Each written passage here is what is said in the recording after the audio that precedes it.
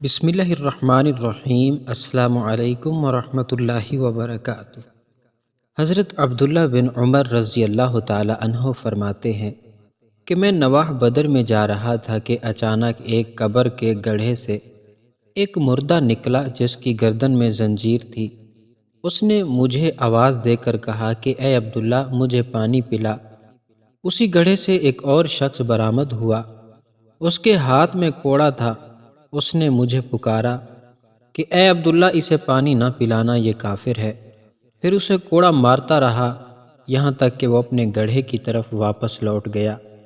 حضرت عبداللہ بن عمر رضی اللہ تعالی عنہ فرماتے ہیں کہ میں حضور نبی کریم صلی اللہ علیہ وسلم کی خدمت میں حاضر ہوا اور سارا واقعہ حضور صلی اللہ علیہ وآلہ وسلم سے بیان کیا تو آپ صلی اللہ علیہ وآلہ وسلم نے فرمایا، کیا تو نے اسے دیکھا؟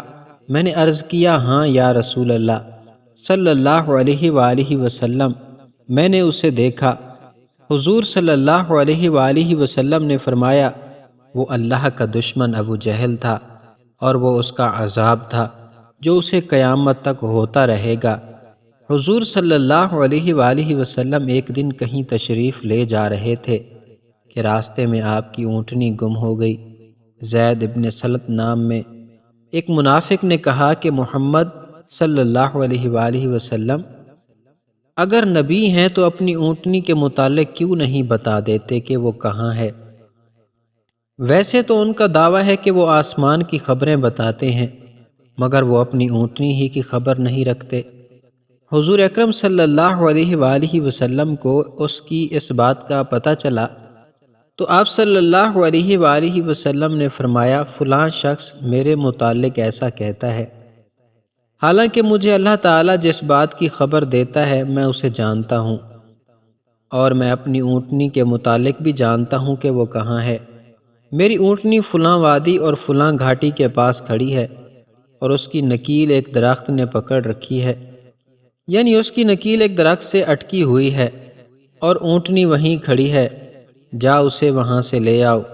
چنانچہ صحابہ کرام رضی اللہ تعالی عنہم گئے اور اونٹنی کو وہیں سے کھڑے پایا اور اسے لے آئے۔ جنگ فارس میں ایک قلعے کو مسلمانوں نے گھیر لیا اور مجوسی اس کے اندر محصور ہو گئے۔ اس قلعے میں ایک حسین عورت تھی۔ اس عورت نے مسلمانوں کے لشکر میں ایک حسین مسلمان کو دیکھا اور اس پر فریختہ ہو گئی۔ اس عورت نے اپنا ایک قاصد بھیجا تاکہ وہ اس مسلمان کو اس عورت کے پاس لے آئے۔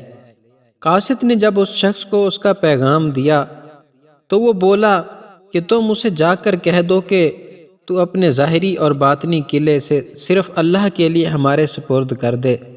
عورت نے جواب دیا کہ ظاہری قلعہ تو میں سمجھ گئی، مگر باطنی قلعے کو میں نہیں سمجھی کہ اس سے کیا مراد ہے۔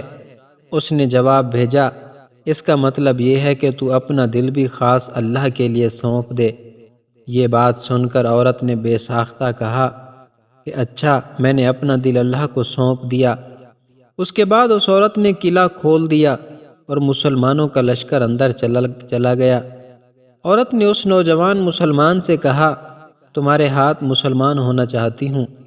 اس نوجوان نے کہا، چلو ہمارے سردار حضرت عبداللہ بن عمر رضی اللہ تعالیٰ عنہ کے پاس، ان کے ہاتھ مسلمان ہونا۔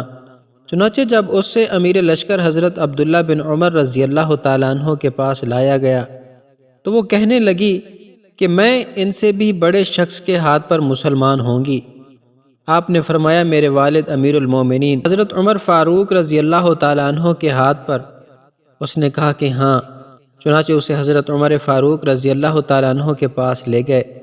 اس نے حضرت عمر رضی اللہ تعالیٰ عنہ سے بھی یہی کہا کہ میں آپ سے بھی بڑے شخص کے ہاتھ پر مسلمان ہوں گی۔ حضرت عمر رضی اللہ تعالیٰ عنہ نے فرمایا، اسے حضور صلی اللہ علیہ وسلم کی قبر انور پر لے چلو۔